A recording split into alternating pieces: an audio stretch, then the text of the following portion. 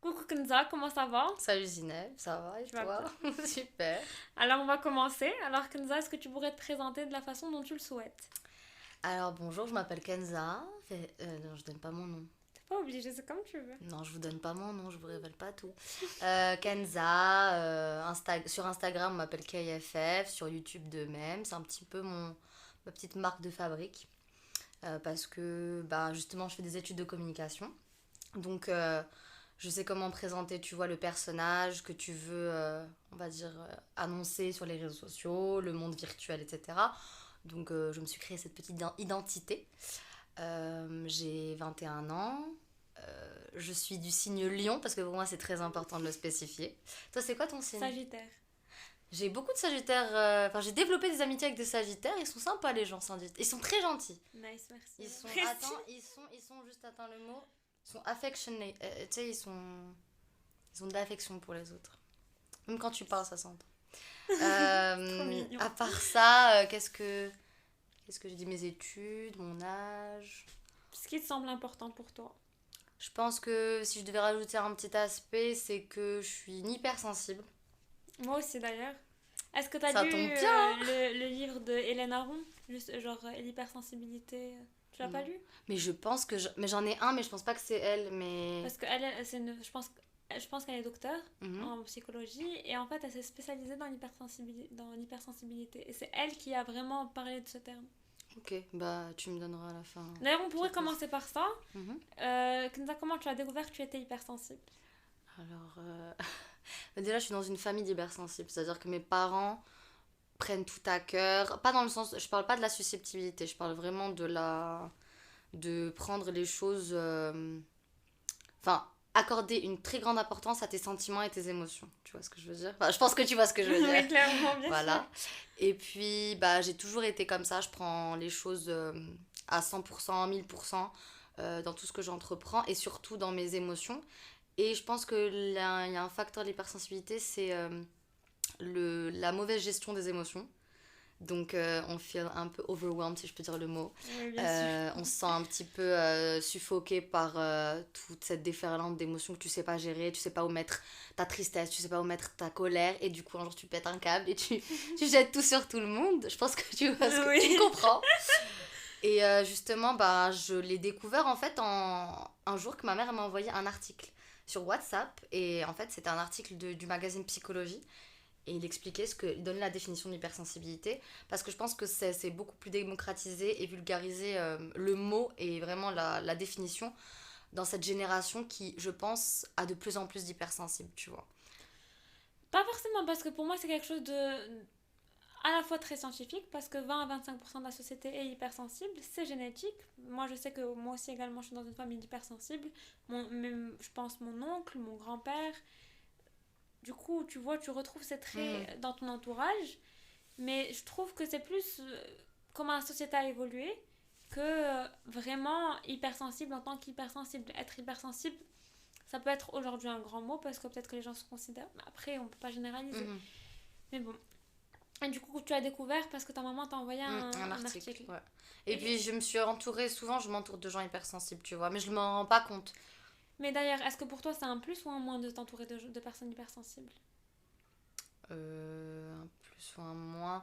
Je dirais que avant, quand j'étais pas une adulte, non, quand j'étais pas une jeune adulte, et quand je me considérais pas plutôt, tu vois, comme une jeune adulte, je trouvais que c'était une faiblesse dans le sens où je gérais très mal mes relations avec les gens hypersensibles et je jouais le rôle, je sais plus comment on appelle ça, du salvateur, je sais plus comment, c'est C'est un ça? salvateur. Salvateur, celui qui sauve tout le monde, tu vois. Et j'avais ce côté très maternel que j'avais avec des amis, alors que tes amis, tu dois les traiter comme des égaux à toi, tu vois. Et pas les materniser ou les traiter comme si t'étais un peu, tu sais, le coach de la personne et lui, c'est ton apprenti, tu vois. Et moi, j'avais souvent ce problème-là. J'ai l'impression d'être dans une séance de psy. Non, mais c'est trop bien, c'est un peu le but. Mais tu vois, donc j'ai souvent mal géré des relations comme ça. Et je me suis retrouvée, moi, à souffrir et à faire encore une fois overwhelmed, tu vois, avec bah, toutes ces émotions que je devais gérer. Et du coup, je les refoulais jusqu'à ce que bah, j'anéantissais ma relation avec la personne, tu vois. Genre, je la supprimais parce que j'ai un caractère assez, genre, à double tranchant. C'est-à-dire, soit je vais me mettre à fond, soit je vais tout arrêter. Je peux pas, tu vois, je vais jamais donner une deuxième chance à quelqu'un ou des trucs comme ça. Ok. Donc, je pense que c'est ça qui m'a. Donc, avant, c'était un point négatif, un point lourd, et aujourd'hui, je sais très bien gérer. Donc, aujourd'hui, je pense que c'est une de belles découvertes d'être avec des gens hypersensibles, tu vois. Ok. Et du coup, alors l'hypersensibilité, on a commencé par Pardon. l'hypersensibilité, j'ai oublié ma question. Mais je voulais te dire, alors maintenant en tant qu'hypersensible, est-ce que c'est devenu un atout? Dans le côté professionnel, aujourd'hui, non. C'est Mhm. c'est un très grand inconvénient. Je souffrais pendant mon stage de l'année dernière, parce que j'ai eu un stage de troisième année. J'avais des crises d'anxiété. Je suis quelqu'un de très anxieux. Mais je ne suis pas du tout stressée. Genre, parce qu'il faut différencier. T'as les gens stressés, t'as les gens anxieux. Moi, je suis pas stressée. Bon, Zineb et moi, on a la même personnalité. Trop choquée. Mais on est d'accord que c'est pas la même chose.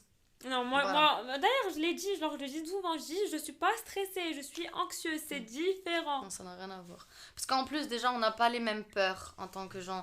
Déjà, les gens stressés, c'est des peurs, je trouve, qui sont assez ponctuelles, tu vois. T'es stressé par rapport à un événement, à une chose. Alors que l'angoisse, je trouve que c'est quelque chose qui revient du passé. C'est des choses qui touchent des événements qui se sont passés avant et qui aujourd'hui deviennent des angoisses, tu vois ce que je veux dire? Ou genre, bref, tu vois, c'est un peu plus sur le long terme. Après, je dis pas que les gens stressés ont plus de chances que les gens anxieux. Non, non, non, Tous les bien deux, sûr. c'est des facteurs un peu chiants dans la vie de tous les jours. Mais voilà, quand j'ai eu mon stage, limite, pour te dire, aller voir ma patronne et lui demander un service, même pas un service, une question, lui poser une question, eh bien, je m'entraînais aux toilettes à lui poser les questions. C'est-à-dire que je recommençais 5 6 fois et je me faisais une liste de tout ce qu'elle pouvait me donner comme réponse. Genre plan A, plan B, plan C, plan D, tu vois. Et le fait que je me mettais dans une position où je m'imaginais la réponse, c'était pas du tout la celle que j'allais recevoir. Et du coup, quand j'arrivais devant elle, j'étais hyper agressive en fait.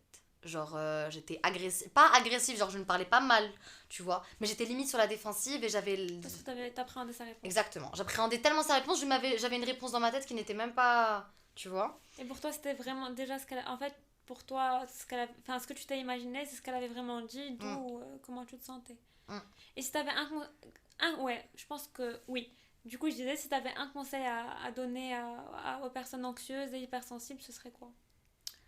Ce serait de répéter une phrase que ma mère m'a. Ouais, ma mère, c'est trop my savior. Ma mère, elle m'a dit une phrase une fois, et depuis, elle me la sort tout le temps, et moi, je me la sors à moi-même. C'est. Attends, c'est quoi déjà? L'angoisse se nourrit de l'ennui. Ou il y en a une autre aussi, c'est l'angoisse se nourrit de. Pardon. Je pense que c'est la peur se nourrit. Un truc en mode, l'angoisse, en fait, elle apparaît dans ta vie quand tu t'ennuies ou quand tu n'as plus rien à faire ou quand ton esprit vagabonde au lieu de te concentrer sur quelque chose, tu vois. Donc quand tu es là et tu n'as pas de but, tu n'as pas de motivation dans ta journée, c'est là où tu commences à angoisser. Exactement. C'est là où les anxieux, c'est les gens qui font des listes et qui préparent tout et qui... Enfin, moi en tout cas, tu vois, j'ai ce côté-là où genre je vais faire... je sais pas, je dois aller en vacances, tu vois, par exemple, avec des amis. Eh bien, je vais faire une liste dans ma tête de tout ce qui va se passer de mal, d'anticiper tout ce qui va me stresser. Donc, par exemple, prendre le train, je vais rater le train, faut que je prenne ça, faut que je prenne une petite valise parce qu'une grosse valise, ça va me faire mal au dos, tu vois. Et à la fin, arrivé au moment où je dois voyager, je me retrouve physiquement, ça ne va plus, tu vois. Et ça a toujours été quelque chose, ça c'est un truc que je combats tous les jours, parce que je t'ai dit, au niveau professionnel, ça empiète, tu vois, et aussi dans ma vie privée. Mais vraiment, le conseil que je pourrais te donner, c'est motivez-vous à faire des choses, ne passez pas votre temps à, tu sais, ruminer, genre à penser à... Enfin, à nourrir votre esprit d'ennui et de vide, tu vois. Et vraiment, à chaque fois que je veux angoisser ou que je me mets à angoisser, je dis Kenza, l'angoisse se nourrit de l'ennui, tu vois. Et à chaque fois, je te jure que ça passe. Vraiment. Parce que psychologiquement, je pense que c'est une phrase qui ne joue pas sur les émotions, mais qui donne un aspect logique à mes pensées, tu vois. Voilà. Ok.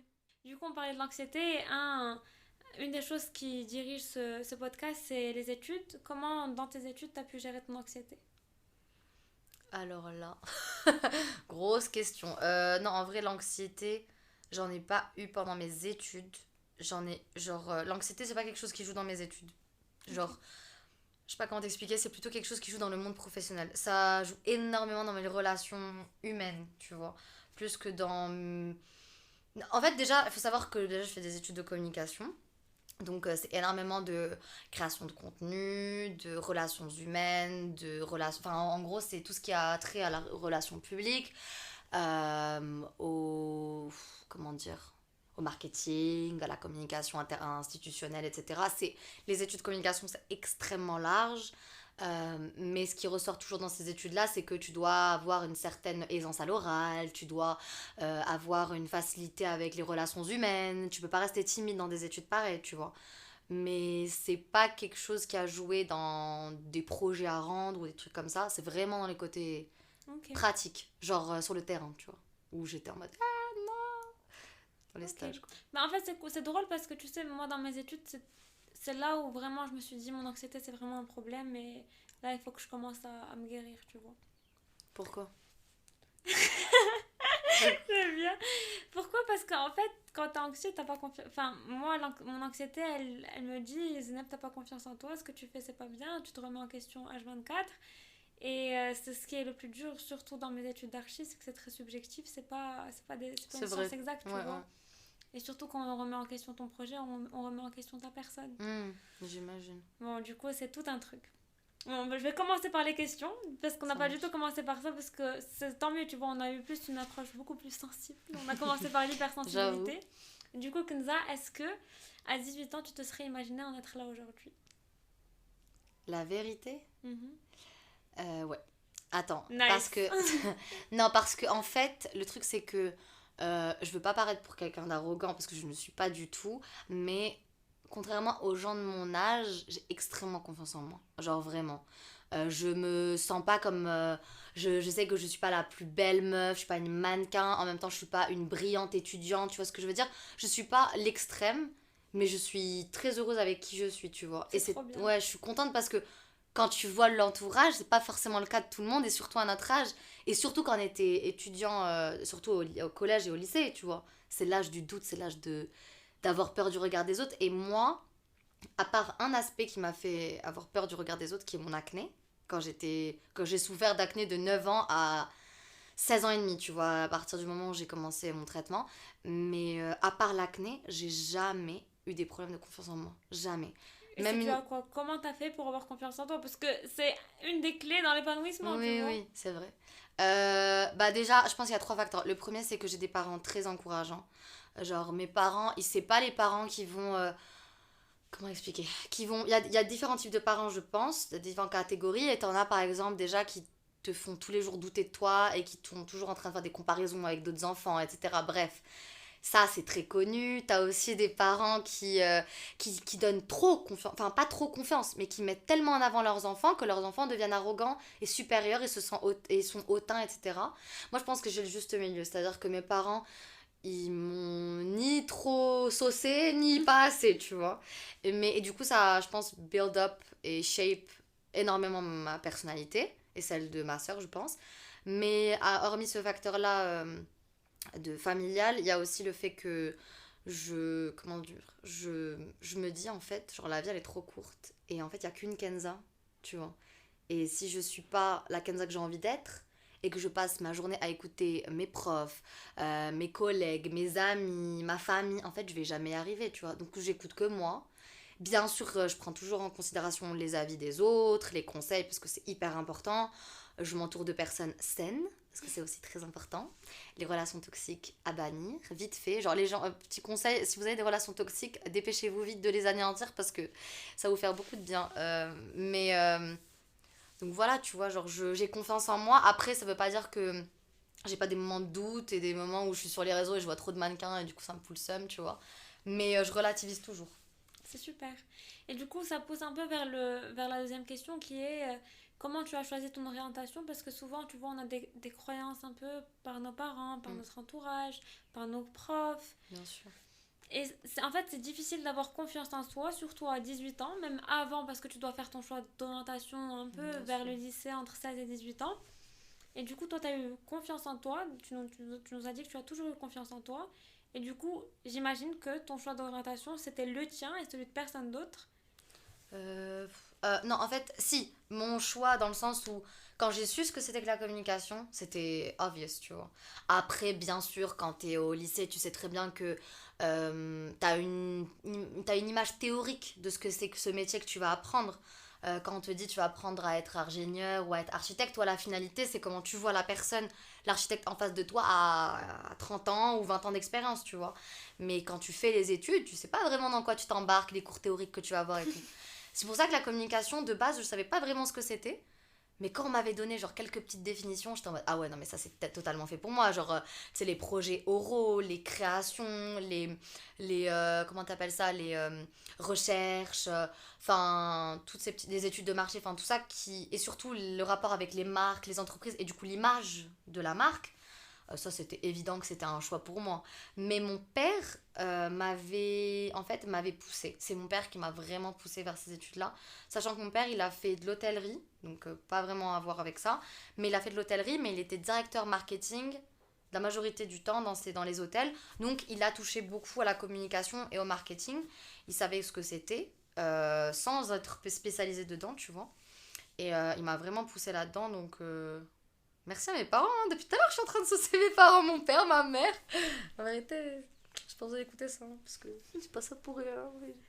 Et du coup, en fait, pour les étudiants, enfin, pas les étudiants, mais plus les collégiens et lycéens qui nous écoutent, s'ils pourraient se reconnaître en toi, tu vois, dans tes qualités, dans ce que toi tu aimes, qu'est-ce que ce serait et qu'est-ce qui a fait que t'as fait ce choix très jeune, tu vois, 16-17 ans? Alors, déjà, tu parles du métier, enfin, des études que j'ai Ouais, choisies. Il y a comme j'ai dit, en fait, je vais pas dire qu'il faut être comme ça pour le faire, évidemment. enfin, pour faire ces études-là ou les choisir, mais je pense que si au fond tu te sens un peu comme ça ou tu aimerais le devenir, fais-le. Parce que moi, du coup, j'ai beaucoup de gens qui m'envoient des messages sur Insta ou je suis sur une plateforme d'échange avec des étudiants. Nice. Et souvent, on me demande pourquoi la communication. Est-ce que tu penses que je pourrais le faire même si je suis timide, par exemple? Et moi, je leur dis, écoute, si t'es timide, moi j'avais des gens avec moi à l'école qui étaient timides. J'avais des gens avec moi qui n'étaient pas les bilingues. J'avais des gens avec moi qui aimaient pas telle ou telle matière, tu vois. Obviously, tout ça, ça se transforme et ça évolue. Et si tu n'es pas timide, bah, donne-toi 2 ans et je te jure, tu vas devenir hyper dynamique. Et même, il y a des personnes que j'ai rencontrées, je te jure, fun fact. Gros shout-out à Clémentine qui va écouter ce podcast, qui était avec moi en DUT. Elle est arrivée le premier jour, elle a bégayé devant toute la classe, on devait se présenter et limite elle était en pleurs. Et aujourd'hui, elle parle trop. Genre, c'est la fille qui a grave la tchatch, qui est hyper à l'aise, qui adore échanger avec les gens. Et pour te dire, tu vois, le premier jour, elle est arrivée, dans ces études-là, elle était petrified. Genre, elle était frigorifiée, la meuf, tellement elle avait peur. Et pour te dire que tu vois, c'est quelque chose qui s'acquiert et c'est de l'entraînement et c'est des études qui te poussent à. Je pense que c'est aussi la communication, c'est des études qui te poussent à avoir confiance en toi. Parce que tu te jettes en plein milieu d'une scène, je te dis un côté un peu abstrait, mais tu te jettes sur une scène et tu dois présenter devant des. Parce que nous, on présente beaucoup devant des professionnels, Trop bien. des entreprises, tu vois, des projets. Et t'es là, et si t'as pas confiance en toi, ton projet il va à la poubelle, tu vois, direct. Donc il faut que tu te lances, il faut que tu veux te démarquer, bah, il faut que tu fasses tout ça pour pouvoir y arriver, tu vois. Donc je pense que c'est... dites-vous que même si vous n'avez pas les critères exacts pour faire ces études-là, bah, ça se développe, tu vois. Mais si ça vous intéresse de découvrir, comme tu m'as posé la question, de découvrir le monde de la communication, c'est-à-dire le monde des relations humaines, le monde des interactions sociales, des réseaux sociaux, clairement du digital. Genre aujourd'hui, c'est the first step pour la communication, c'est le monde digital. Aujourd'hui, les entreprises les plus riches du monde sont des entreprises digitales, genre Google, Apple, enfin, tu vois, genre c'est connu. Amazon. Voilà, high-tech. Et même, tu vois, quand tu vois Airbnb, Uber, tout ça, c'est de la technologie et tout ça, c'est beaucoup de communication et de marketing. Donc, si tout ça, ça vous intéresse, envoyez-moi un petit DM, je vous explique ce que c'est que la communication. Mais du coup, est-ce que tu pourrais préciser exactement c'est quoi ton parcours Ouais. universitaire pour que les gens aient un peu une idée? Alors, j'ai eu mon bac avec toi, dans le même lycée. Moi, j'ai fait ES. J'ai fait ce choix, genre de ES par choix, pas par dépit. Et je regrette pas, genre, j'ai adoré. Ça m'a permis d'avoir beaucoup de... Enfin, vraiment le côté généraliste. Et après, je me suis inscrite à... C'était quoi notre truc sup Ah non, nous c'était APB. APB. Je me suis inscrite sur 3 ou 4 DUT. Donc, Tu vois, les DUT, je suis désolée, je te coupe, vas-y. mais c'est pas du tout quelque chose qu'on nous présente nous au lycée. Du tout. Après, peut-être en France, c'est le cas, mais Ouais. au Maroc, Ah, pas du tout. Mais pas Mais du toi, tout. comment tu as eu l'info et comment tu as fait ce choix? Surtout que toi, si tu fais pas un G, tu fais pas un truc connu, tu fais pas une licence de je ne sais quoi, on te met dans une case. Comment toi, tu t'es dit non, moi, fuck, je fais ce que je veux et... Bah déjà, mes parents, ils sont pas du tout... Enfin, ma famille en général, on est... Je vais pas dire ma large famille, on va dire, il n'y a pas beaucoup de médecins, il n'y a pas beaucoup de... Il n'y a pas de métier marocain, on va dire, tu vois. Il n'y a pas des métiers médecins, avocats, ingénieurs, des métiers de prestige, on va dire. Tout simplement parce que... je sais pas. Je sais pas, ça n'a pas été un choix dans ma famille. J'ai une tante qui a fait de la biologie. Mais tu sais, même at the end of the day, genre, on a tous eu des métiers dans la famille qui sont assez créatifs, on va dire. Parce que même, par exemple, mon père, il a fait de l'hôtellerie toute sa vie. Et même dans l'hôtellerie, mine de rien, c'est énormément de créativité, surtout dans le marketing et tout. Création de, tu sais, d'univers, de rêves, de vendre une nuit de rêve. Enfin, tu vois ce que je veux dire? Ouais. Donc, déjà, tu vois, j'avais ce côté-là où je voyais mon père et j'étais un peu genre gaga de ce qu'il faisait, tu vois. Et puis moi j'ai vécu à l'étranger, genre je suis venue en plus on se connaît depuis masse de temps. Mais oui. Depuis CM1. T'étais avec qui en CM1? Ah non, Elle est tu sais blonde. plus. Ah non, c'est Zayenne? Non. Bah, celle qui travaille avec Eve. Non, j'étais pas avec toi. Mais j'étais pas... Non, on était CM2, pas en CM2 on était ensemble. Madame Anne-Marie, shout out Madame Anne-Marie. Mais je suis arrivée en CM1 au Maroc et j'étais à Dubaï avant pendant genre 7 ans. Et tu vois, déjà, juste ça m'a permis d'être décalée avec le Maroc parce que là-bas, tu vois, c'est un pays de bling-bling, c'est un pays où l'hôtellerie règne, donc c'est pas du tout un pays où tu vas pour aller voir ton médecin, tu vois. Donc déjà, il y avait ça, je pense, qui a shape up mon choix. Et comme je t'ai dit, mes parents n'ont pas du tout ces métiers-là.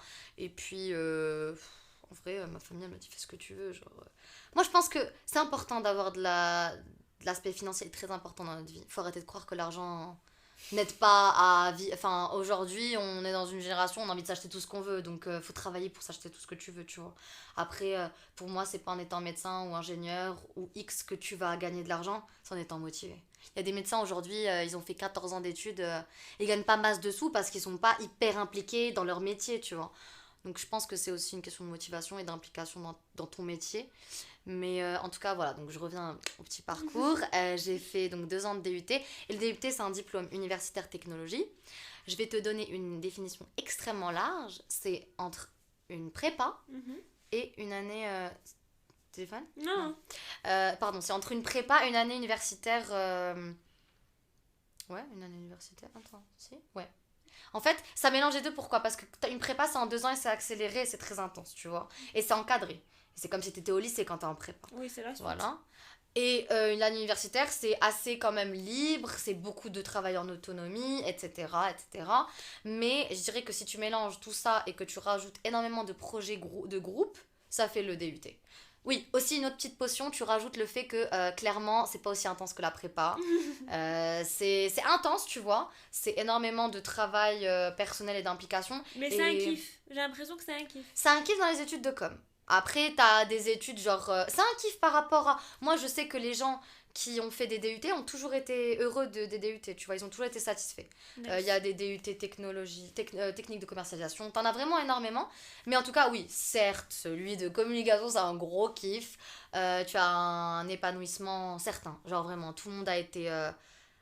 on est sortis grandis, tu vois, tous les gens, comme je te dis, bah Clémentine, elle arrivait, elle bégayait, 1 an et demi plus tard, elle était hyper à l'aise avec l'oral, avec plein d'autres choses, donc je pense que c'était top. Et en tout cas, le DUT, il y a un autre aspect, c'est que c'est très famille. Il faut savoir que c'est sur dossier, donc tu as une sélection. Généralement, les DUT, t'as que, on va dire, 100 places pour y intégrer. Donc déjà, voilà, c'est assez sélectif. Et une fois que tu y es, tu as énormément de travaux de groupe. Donc ça aussi, c'est top parce que bah, tu apprends à collaborer. Parce que plus tard, quand tu vas faire de la communication dans des agences ou dans des entreprises, tu es obligé d'avoir des collègues. Donc tu es obligé de parler, d'apprendre à communiquer avec eux. Donc voilà. Après, bah, du coup, j'ai fini. Et bon, la suite logique, c'était de faire une 3e année de licence. Parce qu'un DUT, c'est comme une prépa. Enfin, tu dois compléter par une 3e année. Sauf que les facs de communication... c'est pourri, je le dis haut et fort, c'est pourri. Tous les gens qui ont fait ça, ils regrettent aujourd'hui leur choix, amèrement. Parce que malheureusement, les études de communication, c'est de la pratique. Et le DUT, c'est de la pratique. Mais l'université, ce n'est pas de la pratique. C'est être 5000 dans une amphi à parler de communication et de projets concrets. C'est pas possible, tu vois. Donc ça va pas ensemble, je trouve. Donc je me suis dit, bon, je vais faire quoi? Je vais faire une école privée. C'était un peu l'option un peu logique, on va dire. Et je ne regrette pas du tout mon choix. Mais il y a eu une grande chute entre les études de DUT qui étaient très intenses et l'école privée où tu avais genre quelques heures de cours par semaine, tu vois. Mais je pense que ceux qui ont réussi, et aujourd'hui, bah, tu vois, j'ai une amie avec qui on s'entend super bien niveau cours. Pourquoi on a réussi et pourquoi on kiffe quand même cette école, c'est parce que bah, nous, on nous offre des opportunités, nous, on les saisit et on en fait quelque chose, tu vois. On est motivé, on s'implique à fond. Par contre, on a plein qui sont flemmards, qui sont là juste parce que c'est... Bah, ils payent leurs études et c'est fini. Et ils sont là et ils se font de la poire. Genre, ils s'en foutent un peu. Ils font le strict minimum et ils ont des notes, on va dire, passables, tu vois. Mais ils font pas un grand effort pour se démarquer des autres. Et aujourd'hui, ça se ressent quand tu vois ceux qui ont des stages dans des grandes entreprises et ceux qui ont fini dans des petites entités, tu vois. Ok. Voilà.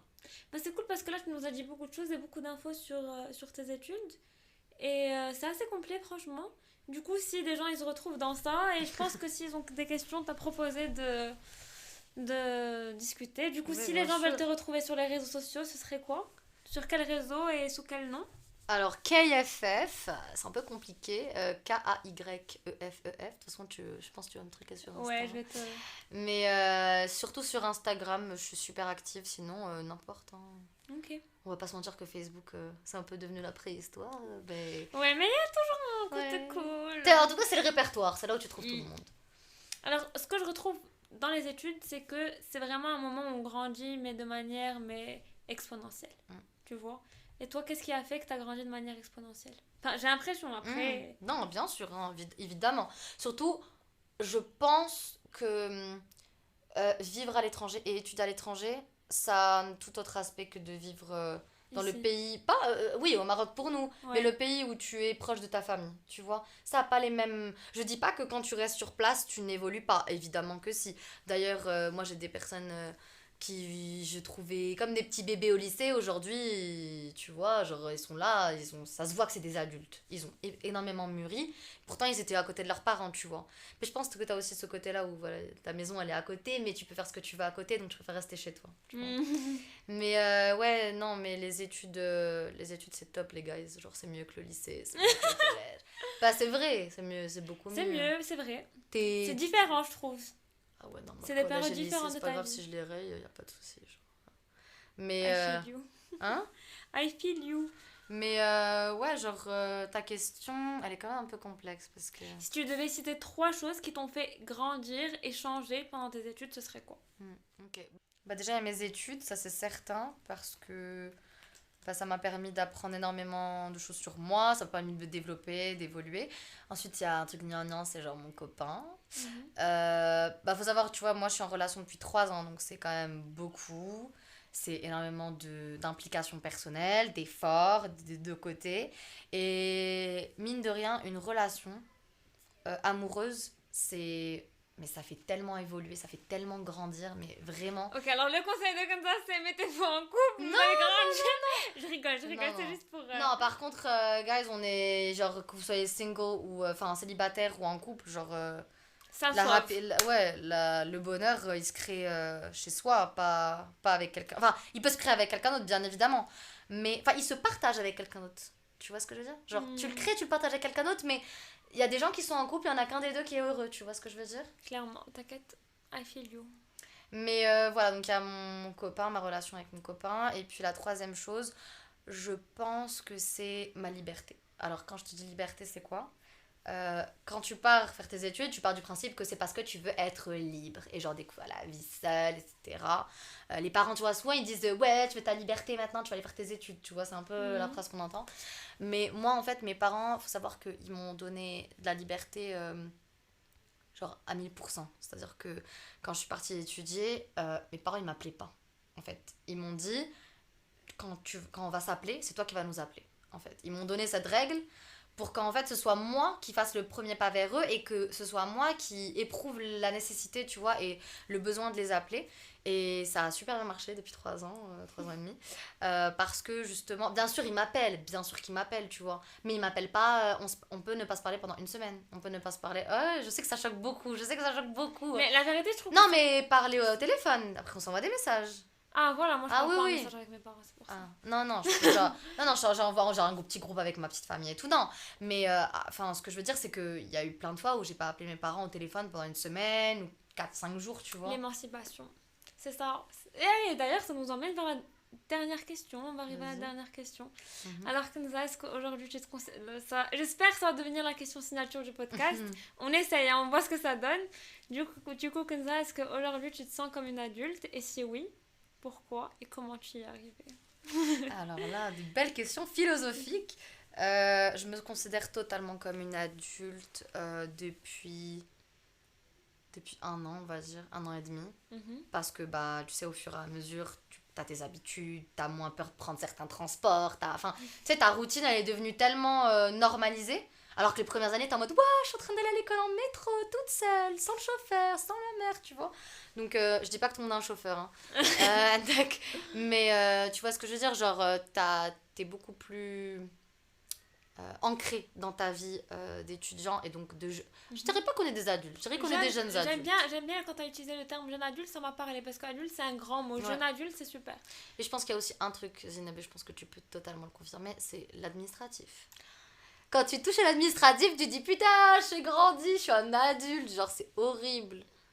En fait, moi je pense que le truc, désolée, je réponds à ta place, mais le Non, truc qui m'a vas-y. fait le plus rendu jeune adulte, je pense, c'est prendre ses décisions sans dire à maman, papa, ouais, je dois faire quoi, t'es sûre comme ça? Non, genre c'est bon, t'as une décision.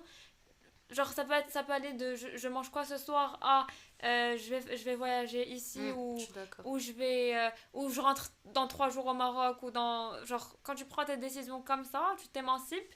C'est pas une émancipation, une émancipation c'est un mot assez fort, mais ça reste de l'émancipation tout en gardant une très très bonne relation avec tes parents. Et c'est à ce moment que tu grandis. Après, peut-être que pour moi, ça c'est devenir adulte dans notre société. Après, peut-être que dans d'autres sociétés, c'est complètement différent. Bien sûr. Ouais, J'ai répondu à ta place, ça me mais non, c'est hyper intéressant. d'inspiration tout d'un Non, coup. c'est hyper intéressant, surtout que comme tu dis, en fait, c'est bien de préciser dans notre société, dans le sens, notre culture, elle est tellement différente de celle des autres. Ouais. Et genre, nous, on fait partie de, comment dire, de cette culture très familiale, très les parents te disent quoi faire. Combien de fois on a entendu cette phrase? D'ailleurs, hier j'ai vu un meme, ça m'a fait rire. En gros, les parents marocains, les parents étrangers, ils vont te dire Are you okay? Et les parents marocains vont te dire You are okay. C'est-à-dire que les parents marocains, t'as pas à donner t'as pas ton mot à dire. On sait ce qu'il faut pour toi et on sait ce que tu dois faire et tout. Et je pense que ça, c'est un peu quelque chose qui est en train d'évoluer quand même avec nos différentes générations. Il y a énormément de parents qui de plus en plus laissent leurs enfants aller à l'étranger, etc. Ou même juste aller dans une autre ville au Maroc, tu vois, et je pense que ça change. C'est déjà un truc. Si tu m'avais demandé que jeune adulte, ben, il y a l'administratif, il y a le fait que je sois plus ancrée dans ma vie. Je pense que tu as répondu à la question tout au long du podcast. Tu vois, quand tu nous as un peu raconté ton histoire, tout ce qui t'a fait grandir, et tu as toujours eu confiance en toi. Ce qui fait que petit à petit, en fait, c'est juste que tu n'as pas eu de difficultés, je pense, à devenir un adulte. C'était juste la suite d'un chemin. Après, il y a l'anxiété qui a quand même, c'est le seul truc qui a joué, c'était l'anxiété, tu vois, de pas c'est passé par là, tu vois, de dire à mes parents est-ce que je dois faire ça, est-ce que je dois faire ça. Et tu sais, c'est ce qui m'a beaucoup aidé en vrai, c'est mes parents, parce que quand j'appelais mon père pour lui demander des trucs, par exemple, je sais pas comment je vais signer ce papier, quel poste je dois aller faire, enfin tu vois, des trucs comme ça d'administration, mon père il me disait toujours mais en fait genre, c'est pas mon problème, tu te débrouilles. Et il y avait un truc que je faisais souvent, c'est que j'appelais mon père et il m'aidait à écrire des mails, tu vois. Par exemple, je sais pas, pour un stage, il m'aidait et tout. Et au fur et à mesure, il me disait écris-le et envoie-le moi, tu vois. Jusqu'à ce qu'aujourd'hui, j'ai plus à lui demander. Je peux lui demander de relire quand je suis vraiment pas sûre, mais aujourd'hui, je n'ai plus à lui envoyer. Et tu vois, je pense que ça a un rôle tellement important, les parents. C'est important, les parents, tu vois. Ils ont des choses à faire. Pas tout le monde n'a des parents qui font ce genre de choses, tu vois. Mais les parents, ils ont un énorme rôle et ils jouent un énorme rôle dans l'éducation de leurs enfants. Et juste des petits trucs comme ça, tu vois. Genre, moi j'ai des copines, clairement, elles ont 22 ans presque. Et elles appellent 2 fois par jour. Enfin, leurs parents les appellent 2 fois par jour. Enfin, non, c'est pas possible. À 30 ans. Oui, bien sûr, il y a des gens, ils appellent leur mère, par exemple, tous les jours. Ça, c'est connu. Déjà, c'est très connu au Maroc. Parce que je te jure qu'à l'étranger, les mamans n'appellent pas tous les jours leur fille. Parce que même les mères européennes et étrangères n'ont plus le temps. Tu vois ce que je veux dire? Il n'y a plus cette relation. Tous les jours, j'appelle ma fille. Tu vois ce que je veux dire? Comme tu dis, le mot émancipation. L'enfant s'est émancipé. Il a volé de ses propres ailes. Maintenant, ça y est. Quand il veut m'appeler, il m'appelle. Tu vois? Moi, je pense que j'ai été élevée dans cette dynamique-là. Et mes parents, ils sont assez européanisés dans leur manière d'éducation, dans leur éducation. Mais je pense que c'est hyper important. Parce que si tu ne laisses pas tes enfants faire leurs propres choix et galérer tout seul. Bien sûr, t'es toujours là pour les rattraper. Genre, moi, si j'ai mes parents, j'ai un vrai gros problème, je vais les appeler, ils vont me sauver, tu vois. Mais plus ils te disent de te démerder, plus tu te démerdes, tu vois. Moi, je trouve que ça, c'était parfait, en fait. Exactement. Mais après, je sais pas si ce qu'on est en train de dire, ça s'applique à tout le monde. Mais pour nous, je pense que c'est l'exemple même de la chose. Après, bien sûr, je pense que ce que tu as dit, c'est très bien parce que ça t'adapte aussi à la personnalité de l'enfant. Il y a des enfants qui sont trop libres dans leur tête, qui veulent tout faire tout seuls. Tu peux un peu les encadrer au début. Tu as des enfants, au contraire, qui ont besoin qu'on les guide, qui ont des peurs, qui ont des angoisses, des frustrations, qui ont besoin qu'on leur donne tu vois, quelques petites quilles, tu vois, pour réussir. Mais le problème, c'est que si cet enfant-là, il a besoin de toi tout le temps, et que tu ne l'aides pas au fur et à mesure, tu sais, lâcher prise, et au fur et à mesure, tu le jettes du haut de l'arbre, bah, il va jamais voler, tu vois. Et Ouais. tout le temps, il va être là à revenir vers toi. Et je pense que les parents aussi, ils ont besoin de dégager leur gosse, tu vois, pour vivre leur vie. Genre, juste, Zineb, je te conseillerais un livre qui s'appelle Le prophète de Khalil Gibran, un poète, un grand poète. Et il a écrit dans ce poème, alors, dans ce livre, pardon, je me rappelle pas de la phrase exacte, mais en gros, vos enfants ne vous appartiennent pas. Ils, ils sont eux-mêmes, tu vois, destinés à leur propre vie, tu vois. Genre les parents, on leur appartient pas. On est leur désir, ils ont désiré nous avoir, mais à un moment, il faut dégager, quoi, tu vois. Et ça, c'était le mot de la fin. Franchement, Kenza, j'ai passé un super bon moment. Pareil. Je suis trop contente d'avoir discuté avec C'est toi. Et j'espère que nos auditeurs et auditrices nos vont aussi auditeurs. apprécier cette discussion. Et vraiment, je suis trop contente, la vérité. Voilà, c'est C'est- tout ce que j'ai à dire. Hâte que tu publies, que je fasse toute la promo et tout. Voilà. Merci. Gros bisous, guys. Bye bye. Bisous. On se retrouve à la fin de ce podcast. Si vous êtes arrivé à la fin, merci beaucoup pour votre écoute et votre temps, bien sûr. Vous pouvez retrouver Kenza sur Instagram sous le nom de KayefF, Kayefef.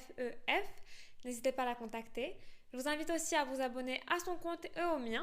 Et merci beaucoup pour votre écoute. Je vous embrasse super fort. Bisous, c'était Zizou.